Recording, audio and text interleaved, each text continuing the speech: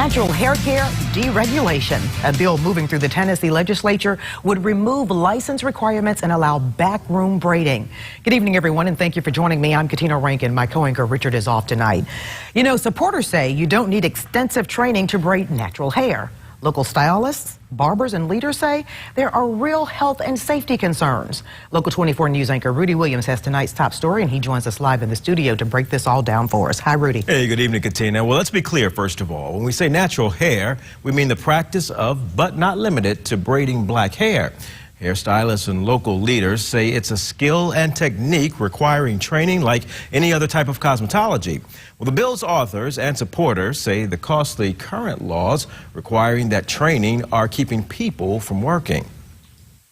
If you wear braids considered a natural hairstyle, you may have at some time or another had them done in the privacy of someone's home. But safety regulations and certifications, like the ones in Tennessee, are in place because of the complexity of the styling. Currently, to engage in all-natural practice of hair braiding, you must obtain 300 hours of schooling, take a test, and pay a $200 fee for the government in order to earn a living from a skill many have performed since childhood. State Representative Mary Littleton of Dixon is sponsoring House Bill 320, which would exempt braiders from the hairstyling license.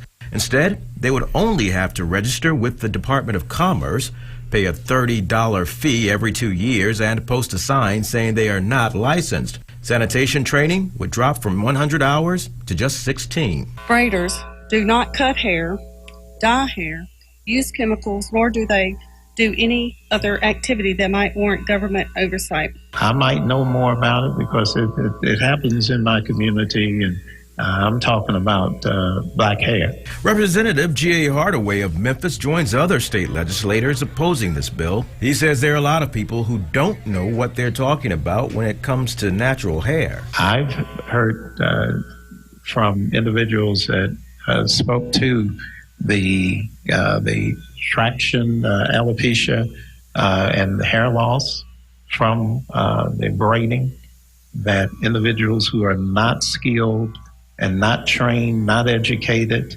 inflict on their clients. Now, Katina, I also talked to Representative Antonio Parkinson, and he says a few years ago when Tennessee's first school of natural hair was first opened, there were about 12 people practicing in the state.